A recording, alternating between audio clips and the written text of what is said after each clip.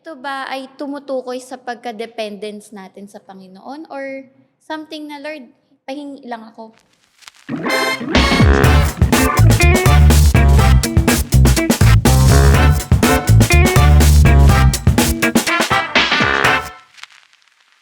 Hello, kamusta po ang bawat isa? Nako, pinagpalang araw muli po sa lahat ng ating taga-subaybay, sa lahat, ganun din sa mga first timer, ano po, na talagang nagagalak kaming makasama namin kayo. Kaya nga ako si attorney, gusto kayong imbitahan pa sa marami pang bagay. Ganon. Kaya, kaya naman, kung bago kayo sa aming podcast, sa aming programa, pwede kayong mag-follow sa aming YouTube channel. Pwede kayong mag-follow din sa Instagram. Naku, bumabagets na yung mga viewers natin. May TikTok pa, Kuya Berwin, no? Pero wala nang Friendster. Pwede may Facebook. So, please follow us dun sa ating mga platforms and also subscribe yan para maging updated kayo sa lahat ng aming mga programs episode. Yan. Oh, good. So, since nung nakaraan, kung naalala nyo, nag-uusap tayo tungkol sa mga gera, sa mga pagtaas ng presyo. And sabi natin, ang solusyon natin is to really pray before God. Kasi God is still on the throne. Siya pa rin ang nakaluklok sa kataas-taasan at siya ang may control ng lahat ng bagay. Then, syempre, nag-share tayo about paano ba mag-pray, di ba? And yung tinuro ni Jesus, nagsimula tayo sa focusing on the Father, focusing on who God is, focusing on His kingdom and His will. So ngayon po, gusto ko sanang i-explore pa natin yung second part ng prayer na yon, like, give us this day our daily bread. Kasi hangad po namin na lahat po tayo ay matutunan natin yung tinuro ni Jesus na prayer, and hopefully from that particular pattern, ito po ay maging encouragement din sa atin. Kasi pattern siya hindi siya something lang na it's good to memorize it kasi para alam mo na yung pattern. Pero yun ay isang way to guide us on how to pray. Ayun po. O sige po, Kuya Erwin, nasa palagay mo? Nasaan na ba tayo? Doon sa prayer. Give us Give us this this day. day our daily bread. Oo. May testimony ako dyan. Give us this day our daily bread. Kasi nga, sunod-sunod yung dinaanan namin noon. Nagkasakit yung anak ko. Very rare ang disease. Tapos, it was a time of high inflation pa. Parati ko, ang nasa hospital, ang mamahal ng gamot ng anak ko. Aggressive yung doktor. So, talagang hindi ko alam kung saan kukunin yung panggamot niya. Naalala ko isang araw, papunta na ako sa hospital, i-discharge niya ang anak ko. Hindi ko alam kung saan kukunin. May credit card ako, sabi ko, sana tanggapin ng hospital credit card ko. Tama-tama, paglabas ko noon sa building, nakasalubong ko yung kaibigan ko. Puno ng pera yung pocket niya, na-ibenta niya yung bahay. Tinanong niya ako saan pupunta, sa hospital, bigla na lang siya may inabot sa akin. A handful of, puro cash yan.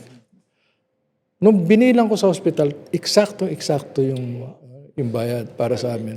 Tapos yung iniisip ko kasi yung pagkain namin, paano yun, di ba, na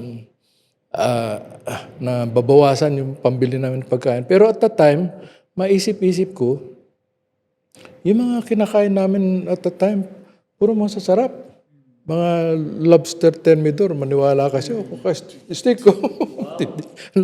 Kasi yun yung mga time na iniimbitahan ako para sa board meeting, tama-tama, pag imbita sa akin, nakakain ako ng lunch. Pero pinipilit pa rin ako umorder. Di pinapabalot ko na lang.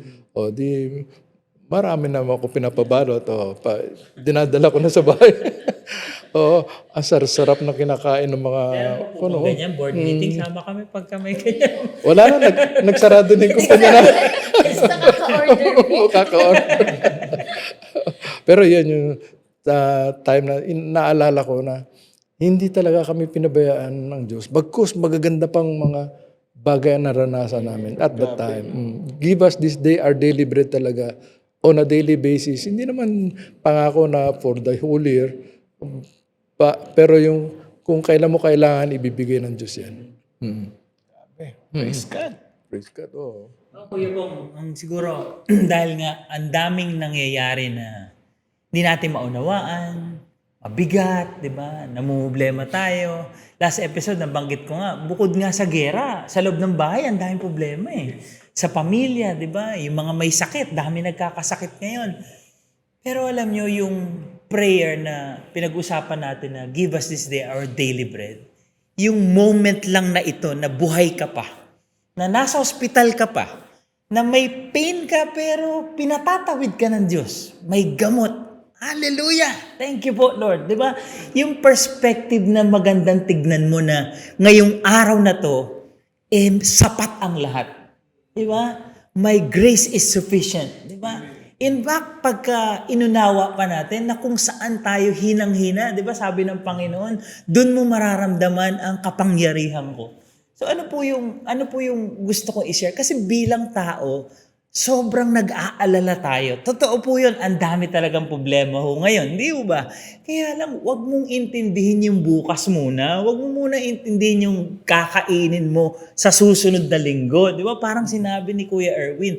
Pero yung panalangin mo na ngayon, yung araw-araw lang, yung give us this day our daily bread, yung ngayon ka lang muna. Sa totoo lang, di ba, Kuya Bong? Totoo po yun eh. Lagi ko nga ho itong sinishare na parang, ang Panginoon Diyos, akala natin nagkukulang, pero hindi. Yung tingin mong kulang, hindi mo yun kailangan ngayon.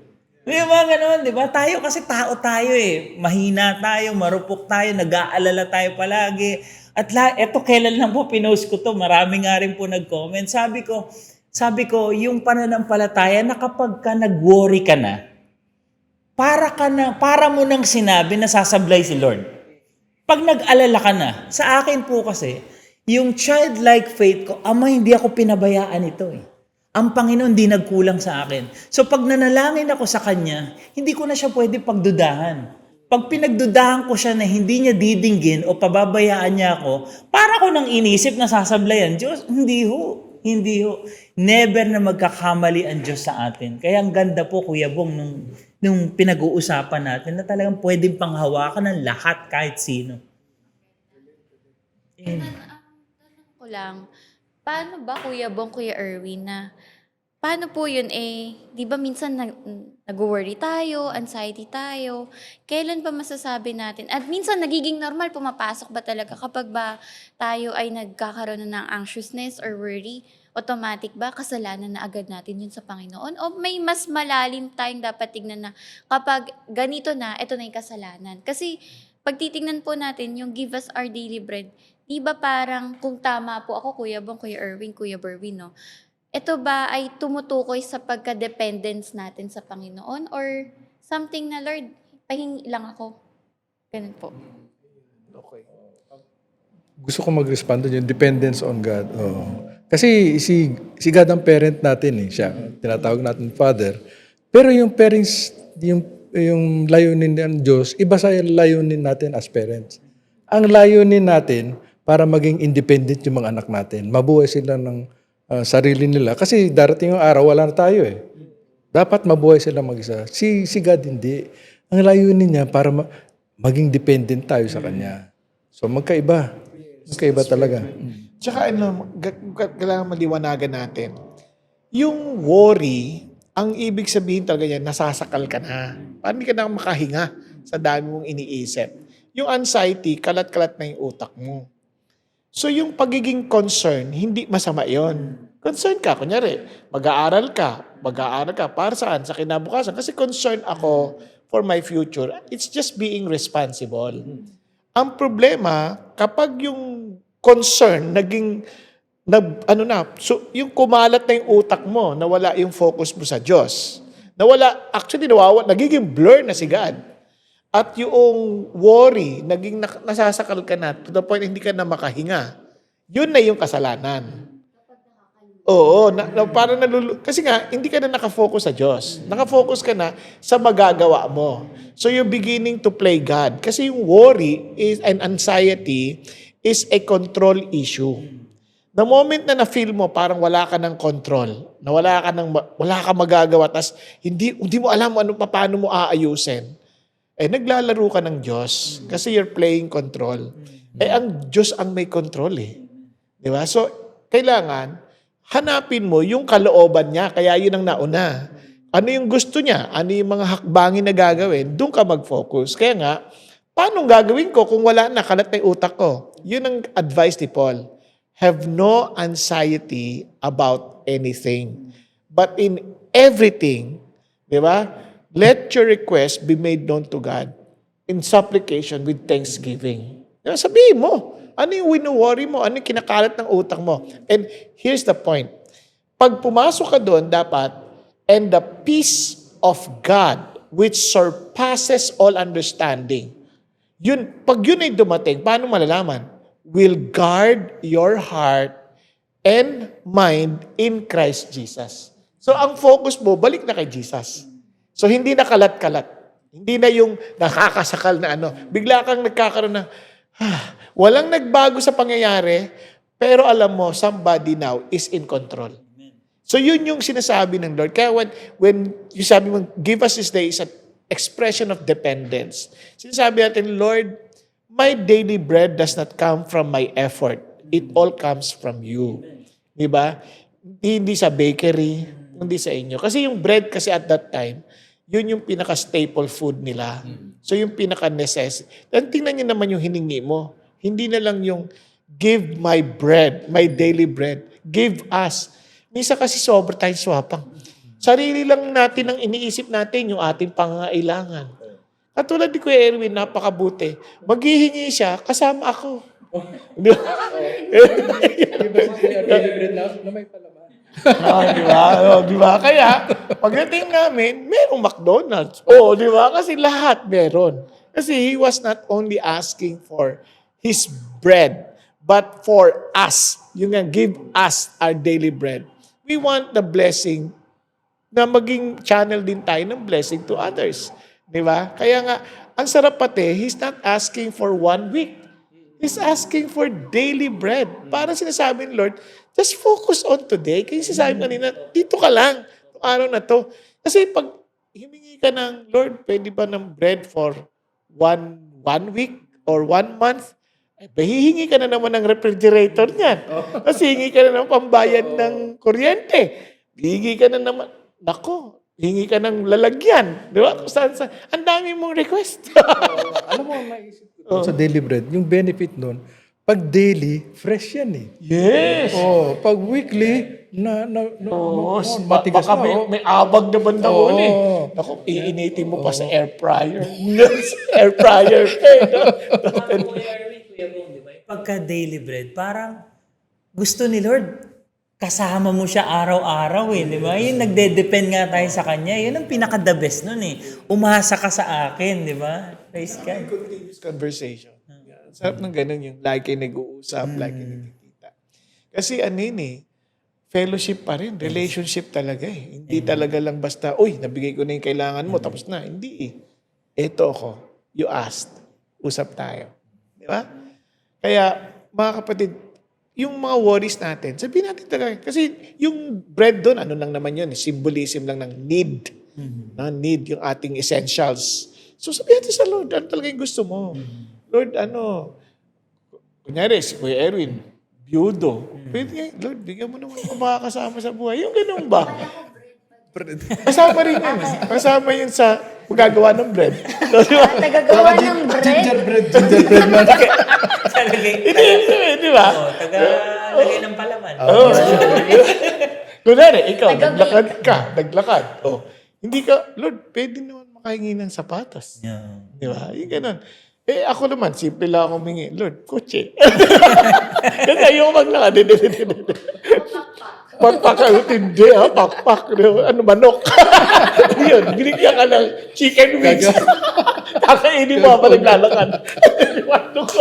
Di ba I'm saying? Sabihin natin kay Lord talaga kung anong gusto natin. Di ba minsan, kung ano-ano sinasabi natin, hindi natin sinasabi talaga yung concern natin. So, hindi nawawala yung worry natin.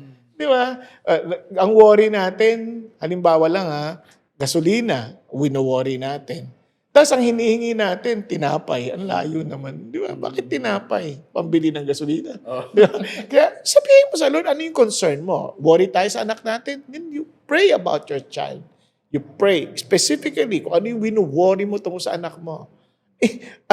Katulad sinabi sa yung apo, wala pang alam niya kung ano problema. Pinagpe-pray ko na, Lord, lumakad siyang may takot sa inyo. Lord, alam niyo yung pressure ng mundo, yung mga social construct Sinasabi ko yun. Kasi ayoko siyang mahulog sa kung ano-anong maling kaisipan. Ngayon pa lang, pinagpe-pray ko na kung ipapahintulot mo at hindi pa kayo darating at mag-aasawa siya, yung tamang babae. Baby pa yun, ha? Baby pa yun. Pero concerned ako kasi baka hindi ko na makita eh. Di ba? Di pinagpe-pray ko na. And hindi ko siya wino-worry. Kasi daming pressure. Kakatakot, mga nawawalang bata na lang. Katulad nung meron akong nalaman eh. Yung bata, nagkita lang sila sa social media. Tapos nakita na sila. Ano yung tawag na? Eyeball. Yun na. Ayun na. Problema na. Di ba? Yun ang masakit na katotohanan ng nangyayari ngayon. Siyempre, nakita ko yung bata, yung baby. Gandang lalaki itong batang to. Manang-mana sa lolo niya sa tatay. Hindi sa akin. Nanay ako. Kay Kuya Erwin. Yun. Sabi Magandang lalaki ang kanila. sabi ko, Lord, ingatan niya po siya. Huwag niyang gagamitin na anumang binigay mo sa kasamaan, kundi sa kalwalatian niya. Para hindi siya sakit na ulo. Di ba?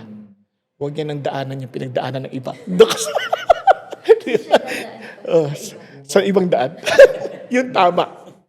Yung tama. Pero yung wag na niyang naranasan ko. Parang hindi ako na masyadong Yung mga maling pili ba? mga pili, oo. Kasi sometimes, iisip ko, yung lahat ng mga trials ko, pinagdaan ako, mahirap ko. Isa yan sa mga humubog sa aking karakter eh. Tama naman. Pero yung pwede mo na iwasan yung maling pili, Ay, di ba? mali, Choose life over death, sabi nga ni God, di ba? Yun lang ibig ko sabihin, Kuya Erwin, huwag mo na mga nalimo masyado. Kasi natatakot ako yung mga mali ko nagawa in the past. Huwag na ulitin. Huwag niya nang daanan. Kasi masakit hindi madali. And kahit ako ayokong balikan.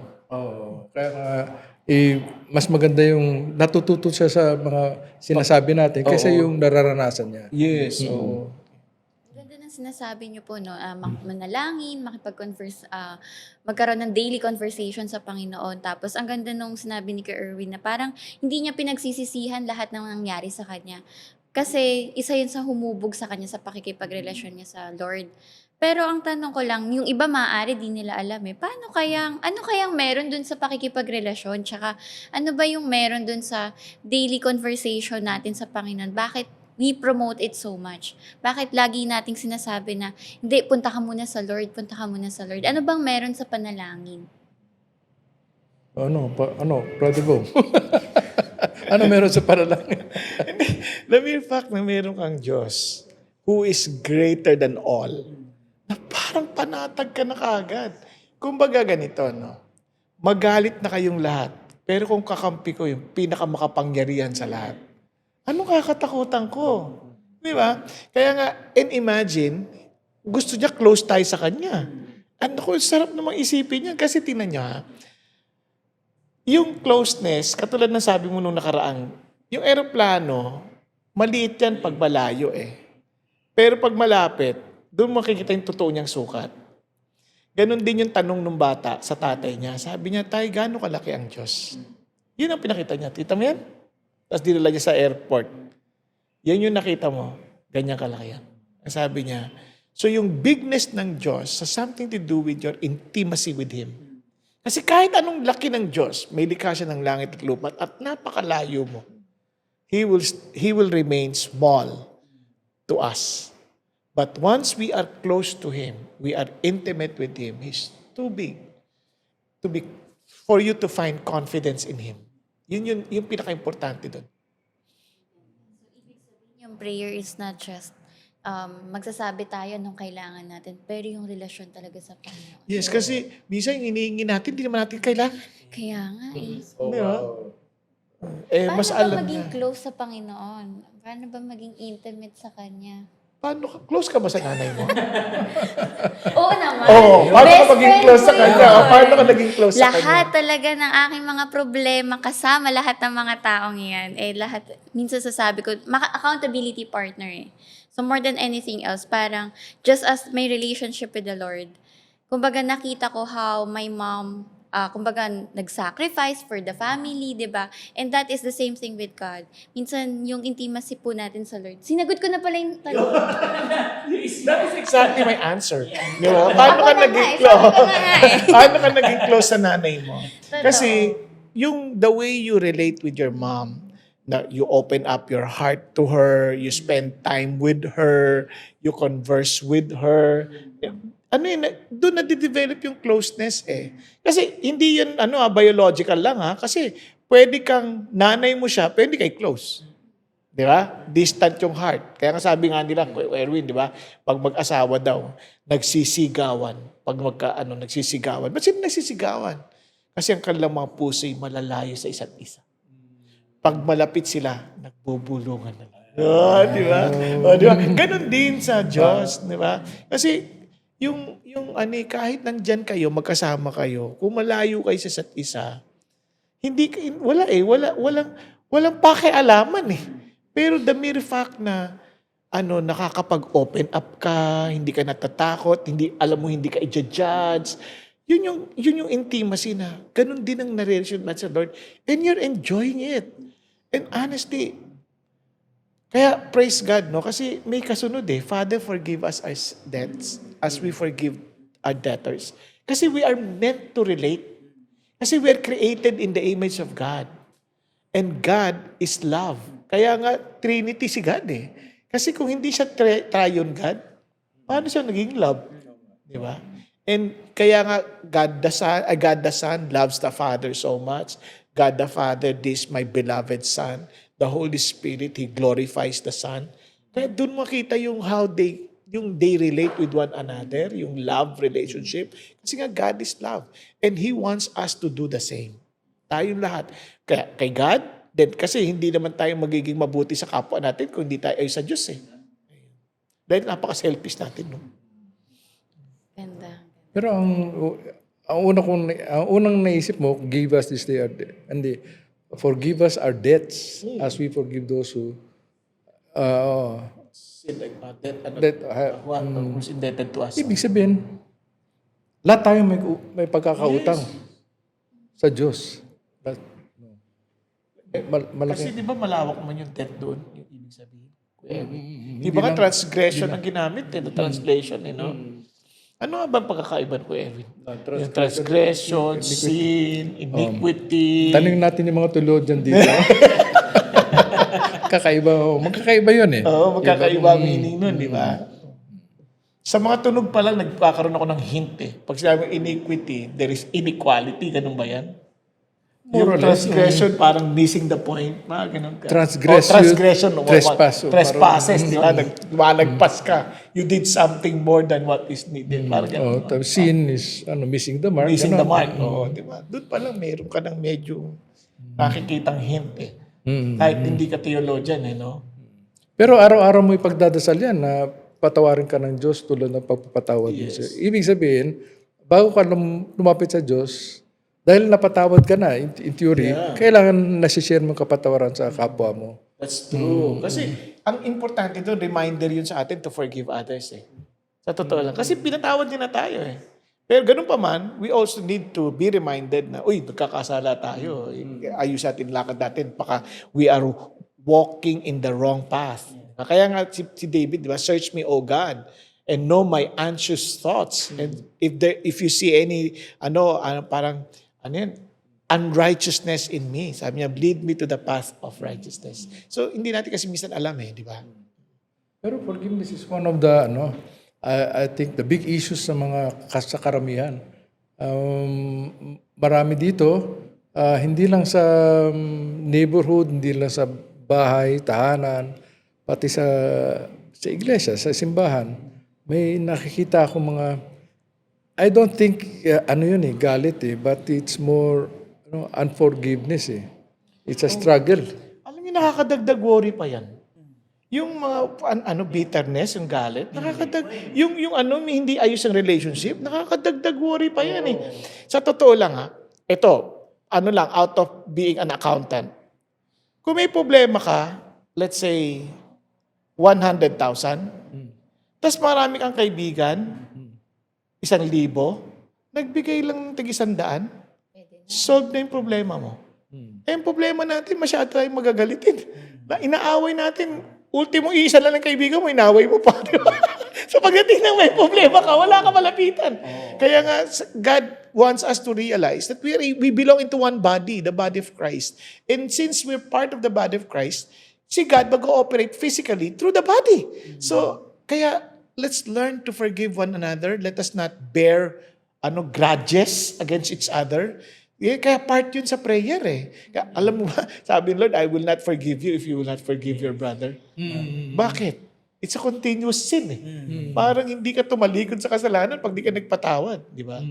Kaya pinatatawad ko na kayo. Kakuyabong ano po yun, di ba? Kayabangan po yun ng isang tao. Kasi madumi ka din eh. Di ba? Makasalanan din tayo. So, sino tayo para hindi magpatawad? Kaya pinatatawad ko na sabi ko, Erwin, ang kapal mo, ako pa pinatatawad mo, ikaw may kasalanan sa akin. Naniningil na ako ngayon. Biro lang. No, alam nyo, tuloy na natin kasi Father, forgive us our sins as we have forgiven those who have sinned against us. Lead us not into temptation, but deliver us from evil. Alam nyo, importante yun kasi yung temptation includes trials. Lord, kung kahit pwede naman, huwag niyo na kaming pahintulutan doon. Umaga pa lang itong prayer na ito, umaga pa lang eh. Kasi give us this day, kung gabi to, fasting ka na. Kaya, Lord, ilayo mo naman kami sa tukso kasi nagpapaalam din ang Diablo sa Diyos eh. Di ba? Kay Job, nagpaalam siya. Kay Peter, nagpaalam siya. Ilayo nyo rin kami. Tapos, kung sakaling pinahintulot nyo naman, deliver us from evil. Alam, pagtagumpayin nyo kami. Di ba? Katulad na nagtagumpay sila Job, nagtagumpay sila Peter, nakabawi si Peter. So, Lord, deliver us from evil. And siguro, I'll just end it with this, no? And sabi niya, for thine is the kingdom and the power and the glory forever and ever. Sobra, we are confident that God can answer our prayers. Bakit? For His is the kingdom. His is the glory. His is the power. So anong pipigil sa Kanya? To accomplish what we truly need. Di ba? Kaya siguro mga kapatid, instead of worrying, pray. Pray in the way that God taught us to pray. No? Ganito tayo manalangin. Remind ourselves that our God cares for us.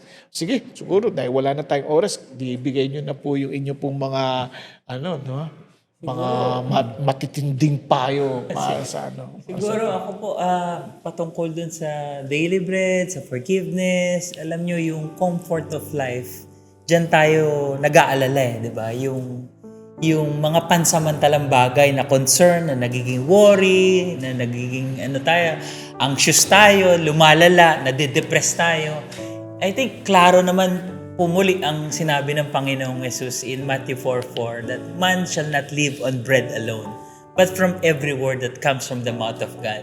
So klaro po yun na kailangan natin mag-focus, nabanggit ho natin yan, kailangan natin lumapit sa Panginoon Diyos, kailangan natin panghawakan yung mga salita niya, na pagkatiwalaan natin siya na siya ang Ama natin at tayo'y anak niya na hindi niya tayo pababayaan. So huwag tayong umasa sa pansamantalang bagay, huwag tayong mag-alala dito, kundi kumapit tayo sa salita ng Diyos dahil siya lang ang pag-asa natin. Okay. Alam naman natin na marami nagsasabi that si Lord lang ang nakakapagbabago ng mga sa atin, no? Pero at the risk, nabasa ko to at the risk of saying some things that are maybe inaccurate, prayer changes things because it changed me. Yan. Yung pagiging madasalin. Kung minsan wala sa loob mo, but as you continue to pray on a regular basis, nararamdaman mo yung presensya ng Diyos at nararamdaman yung pagbabago na ginagawa niya sa buhay mo. So, pray daily, regularly. Ako, nakita ko na mag-pray si Kuya Bong Kaya, nakatakot ako.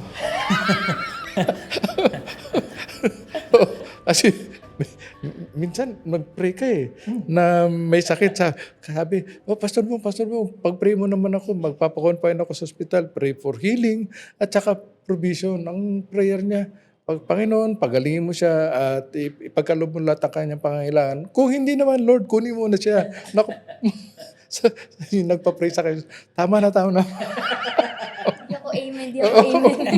Di sabi, kasi honest lang yun. Honest, Sabihin mo oo. ko Maganda talaga naman ng yun. walang loob mo. Ayan ang gusto ko sa prayer niya, honest to. Sige. Binibistig ako.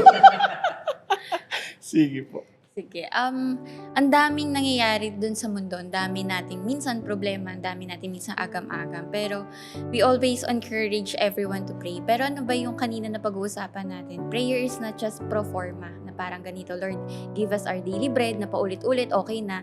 Pero prayer is really intimacy about God.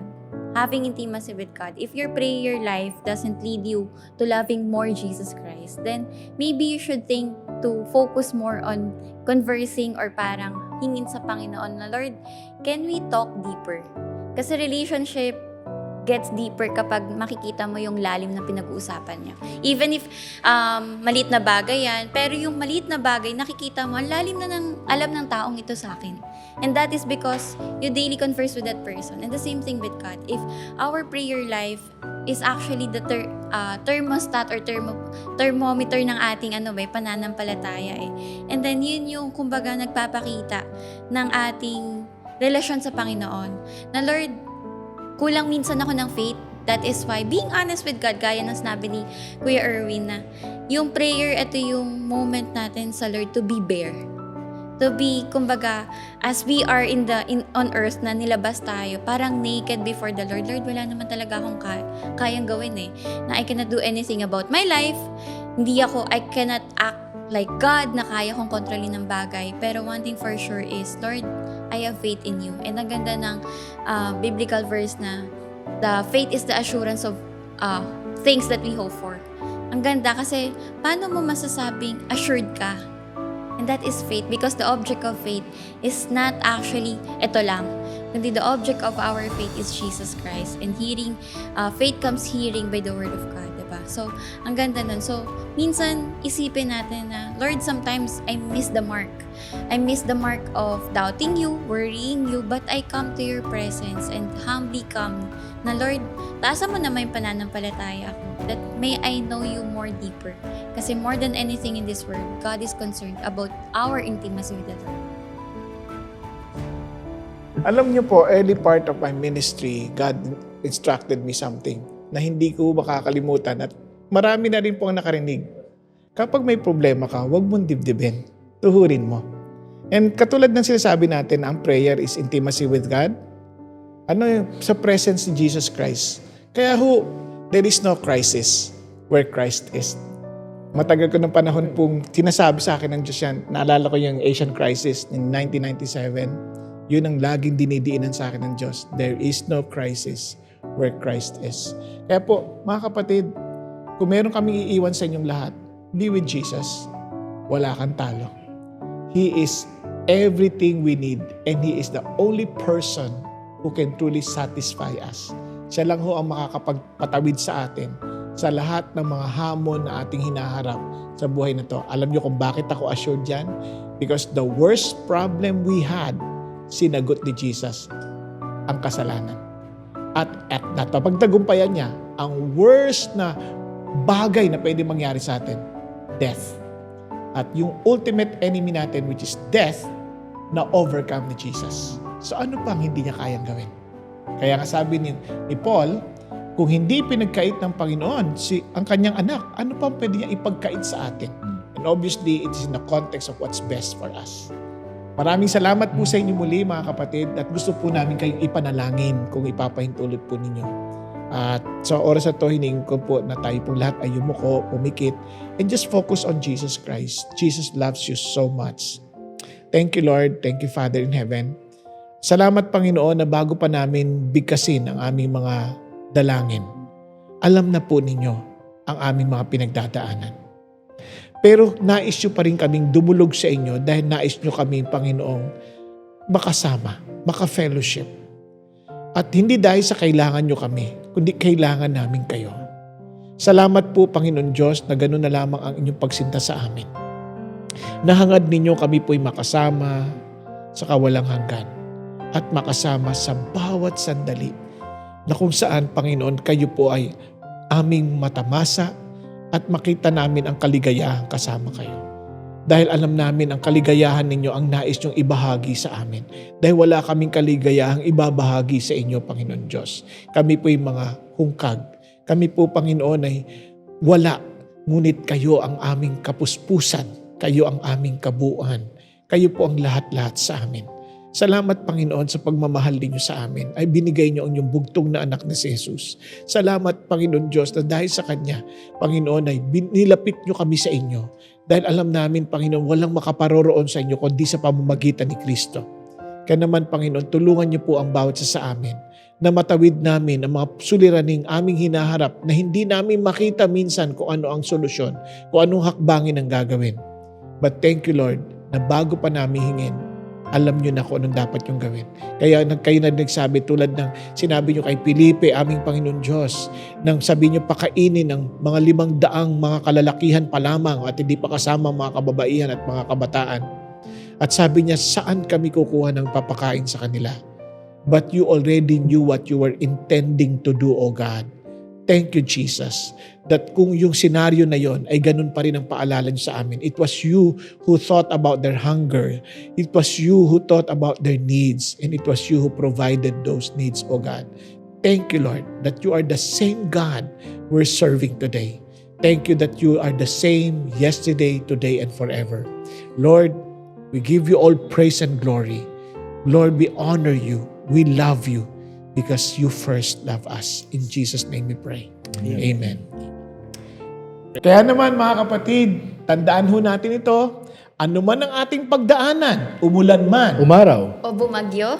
kung kailangan po ninyo ng payong, andito po ang Payong Payong Kapatid! Yahoo!